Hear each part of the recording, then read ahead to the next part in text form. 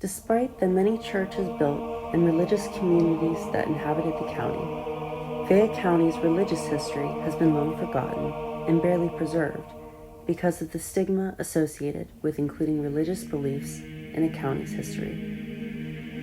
Among the many churches and chapels that were established throughout the decades, there were many religious leaders who had grown the faith of the inhabitants of the county. One of the most inspiring stories was that of Reverend Nathaniel Preston Kerr. Born in 1835, Reverend Kerr was initially fascinated with sailing with his uncle, Nathaniel Preston Kerr. His boat was called the H.M. Rice, which Kerr would sail alongside his uncle as the ship's carpenter. After becoming a charter member for the First Methodist Episcopal Church, he became a member of the Pittsburgh Annual Conference in 1862. He ministered across Pennsylvania for 43 consecutive years, with his first 3 years dedicated to studying biblical theology.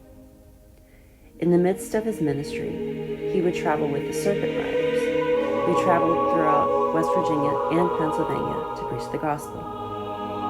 He became one of the few survivors of the circuit riders, who also advocated for the preservation of the moral codes of the county.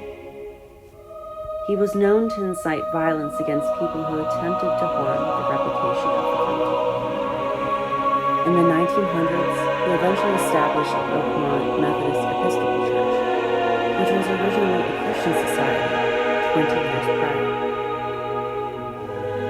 Although there are many brief stories about each church leader in the building, these stories are the most influential. Reverend Kerr was a very prominent traveling minister who helped spread the gospel outside of county lines. Fayette County, despite its lack of preserved religious history, was influential for the creation of many Christian communities throughout the state of Pennsylvania.